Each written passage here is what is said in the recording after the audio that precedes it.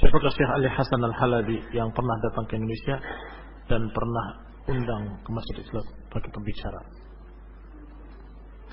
Syekh Ali Hasan Al-Halabi sudah ditahdzir bukan oleh satu ulama, oleh beberapa ulama dengan berbagai macam bahasa mereka. Ada yang begini, ada yang begitu, ada yang keras, ada yang sifatnya memperingatkan.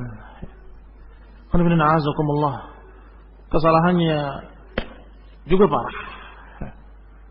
Yang paling kelihatan adalah masalah yang dulu pernah dibantah dan dia mengaku rujuk. Tetapi ketika setelah rujuk dia masih berbicara lagi. Itu masalah irja, masalah murji'ah. Pemikiran murji'ah itu pernah dibantah oleh hay'ah kibar ulama, resmi dibantah. Dan dia menyatakan, dan itu waktu itu saya masih dengar ucapan dia. Ana arja' bila mukabarah. Saya rujuk tanpa sombong. Setelah itu, beberapa lama kemudian, dia menulis bantahan terhadap ucapan hayat para ulama itu. Sesungguhnya enggak begini, semuanya begitu. Lah kalau nerima dan rujuknya enggak bantah kan? Sudah bantah sama dia. Lagi pula tentang masalah akhlaknya. Kadzdzab, pengkhianat, pencuri, plagiat. Sampai ditunjukkan oleh Syekh Abdul Bukhari. Nih, kamu lihat buku ini. Pegang. Lihat bukunya Ali Hasan. Buka awal pertama kitab. Ininya dibuang, mukadimahnya. Pas intinya. Itu mukadimahnya lewat, langsung isi. Kamu samakan dari sini sampai sini. Dari awal sampai akhir sama persis. Kamu samakan. Samakan. Kamu lihat. Dilihat oleh teman-teman. Persis. Hada Ali Hasan, kata dia. Kadzdzab. Pencuri, plagiat. Dan sudah diperingatkan oleh sekian para ulama tentang pergaulan bebasnya. Persis Yazid Jawas. Jadi di sini Yazid, di sana Ali Hasan Al-Halabi. Sama. Kesini aku. Pas. Diperingatkan untuk jangan lagi dia bersama Adnan Ar-Ur. Masih tetap bersama Adnan Ar-Ur di Riyadh. Dikatakan untuk kamu jangan lagi bersama mereka para hizbin. Masih tetap mendatangi hizbin. Diperingatkan dia dengan sekian peringatan. Bahkan terakhir dia masih memuji Ali Balhaj yang menyebabkan pertumpahan darah di Aljazair. Dipuji oleh Ali Hasan. Dan Asurkati di Indonesia ketika ditunjukkan buku-bukunya kepada Syekh Rabi, dibaca oleh beliau, bagaimana sih kesimpulannya? Dia adalah seorang yang munharif, kata Syekh. Ditunjukkan pada Ali Hasan. Apa jawabannya? Ana ma aqul hada salafi, aqul syekh salafiyin. Saya tidak hanya menyatakan dia salafi, saya menyatakan dia syekhnya salafiyin. Oh, jadi syekhnya salafiyin mereka, salafiyin dalam tanda petik. Salafiyan adalah Asurkati. Yang saya baca sendiri dalam bukunya Ad-Dakhirah atau majalahnya Dakhirah, kata Asurkati ini bahwasanya Syiah walaupun ghulu terhadap Ali, tapi mereka Syi'ina. Wahabi walaupun berlebih-lebihan dalam satu sisi ekstrim, tapi mereka Wahabina. Sufi walaupun mereka dhal dalam satu masalah, tapi mereka Sufina. Apa maknanya ini? Wallah, pendahulunya Sururi ini dia berarti dirangkul semua ahli bidah.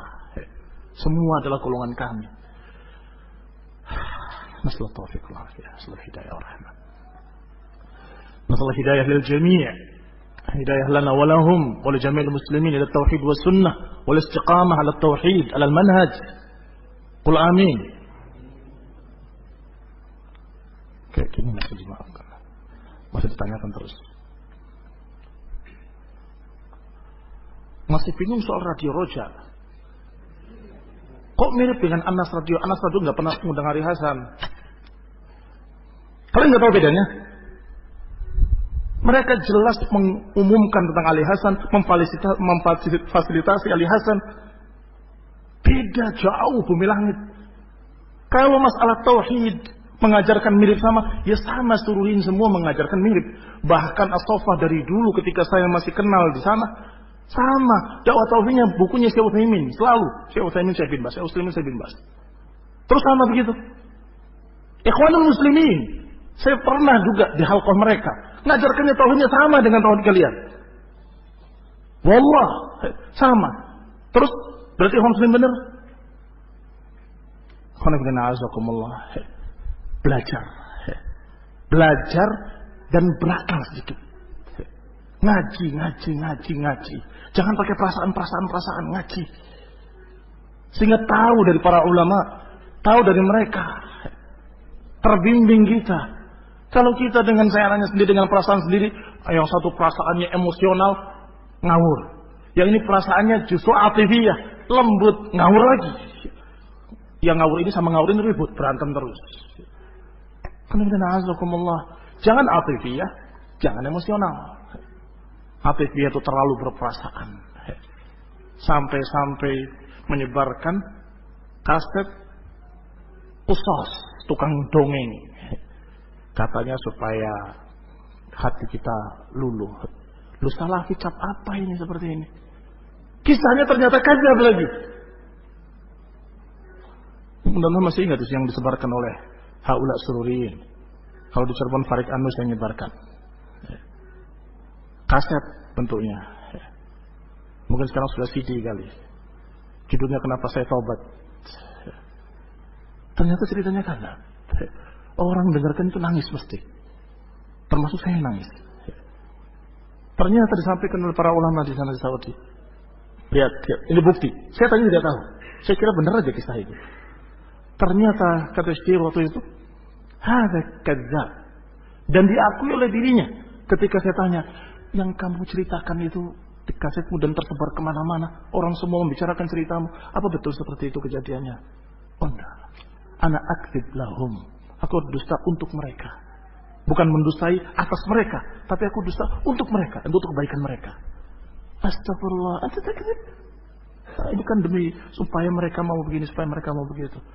Dari penulisnya, dari pembicaranya mengatakan kadzab, saya berdusta untuk mereka. Kok yang seperti ini disebar-sebarkan? Karena pakainya perasaan. Karena agama Islam bukan dengan perasaan, bukan dengan emosional. Agama Allah Subhanahu wa taala dengan ilmu, dengan qala Allah qala Rasul, dengan ucapan para ulama, para salafus saleh. Cukup. Nanti bulan depan tanya lagi Roja ya. Nah, biar lebih marah lagi. Assalamualaikum warahmatullahi wabarakatuh.